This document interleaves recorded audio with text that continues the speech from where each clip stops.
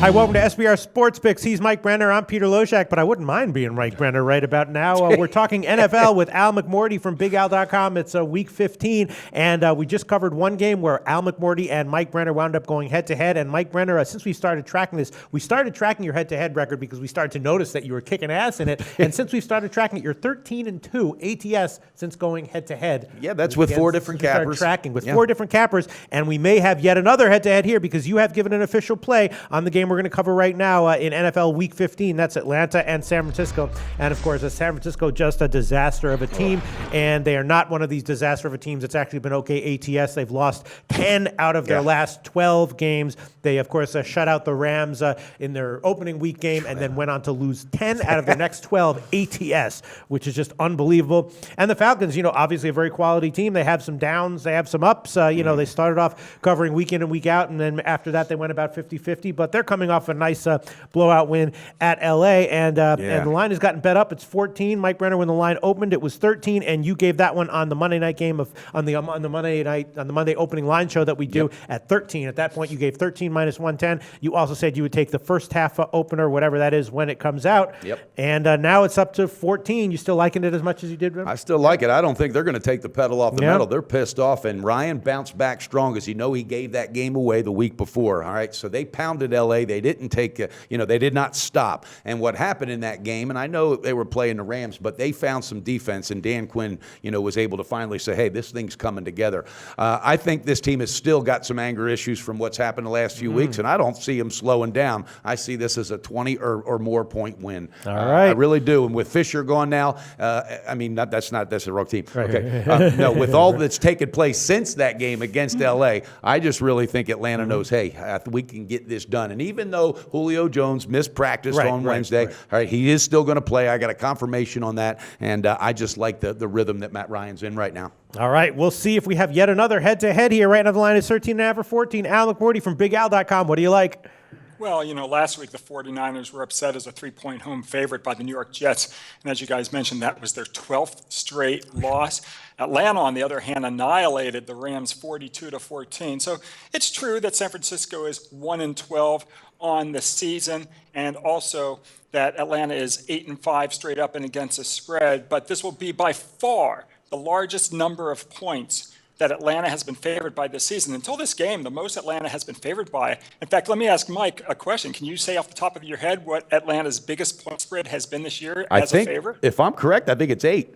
Nope. It's 5 points. That's right. Okay, I did not. I was not aware of that one. Yeah, no, so, and it also is the most points that the 49ers have been given this season. So I'm happily going to take the points with San Francisco as teams like Atlanta that give up on defense more than 23.67 points per game. If those such teams that have these bad defenses are favored by 8 or more points, they've gone 34-73 against the spread going back to 1980 at game number 6 forward. Additionally, the San Francisco 49ers have been unbelievable off an upset loss if they were favored by 3 or more points in that defeat, as they've bounced back to cover 59 of 81 games. I'm going to take San Francisco plus the points. I think the number is just out of whack. All right, it is 13.5 or 14. So Mike Brenner on minus 13, baby. Al Mcmordie on plus 14. Head-to-head, Mike Brenner, what do you think about that? Well, I always respect and I enjoy his breakdowns. Al knows what he's talking about, and those numbers, they're strong.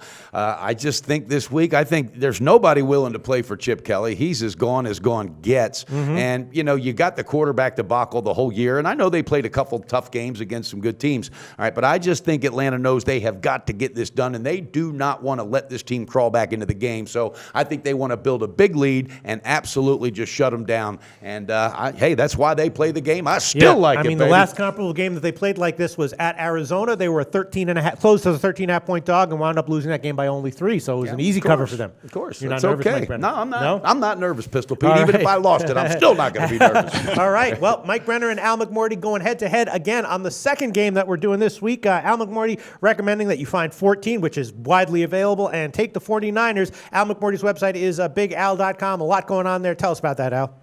Sure. We're wrapping up a terrific football season. We are 48-26, our last 74 in football. We had the New England Patriots on Monday. That was another example of, paying attention to the number and getting the best number. Yes, That game Al, was do you know what I at 8. did? You got to hear this one, Al. Listen to this one, Al Mcmordie.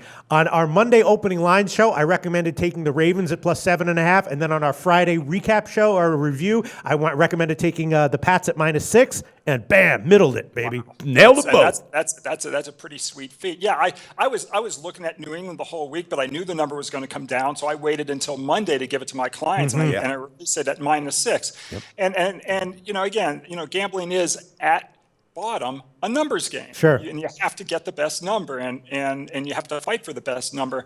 And that's actually one of the main reasons why I do like the San Francisco 49ers. I just think this number is so inflated. And you do see a lot of inflated numbers the last 3 weeks of the season when you get teams that have to win to make the playoffs against teams that are already out of the playoff race. And that's another thing, to always, be careful about in the last few weeks. You don't want to really lay, overinflated numbers. Right. I'm interested. Why did you think the line was going to go down? Because we know the Pats every week take big public action, so you must have known or strongly suspected that there would be sharp action on Baltimore to drive the number down. Yeah, but when you follow the market, you can look at the initial movement, you can see which way it's going, and it also, let's be honest, it looked really hard to take the New England Patriots at -8. It looked pretty easy to take Baltimore at Right. +8 because you get a team with a great defense getting over a touchdown against a team that's missing its top offensive weapon. So I was fairly confident that the number was going to come down, and it did. And you just had to wait for for it to bottom out at 6, and then you jump on it. All right, thanks for your thoughts, Al like Mcmordie. that. We'll talk to you again very soon. Thanks, Al. Research before you bet. Be sure to check out SPR Picks for the best game predictions, breakdowns, and much, much more.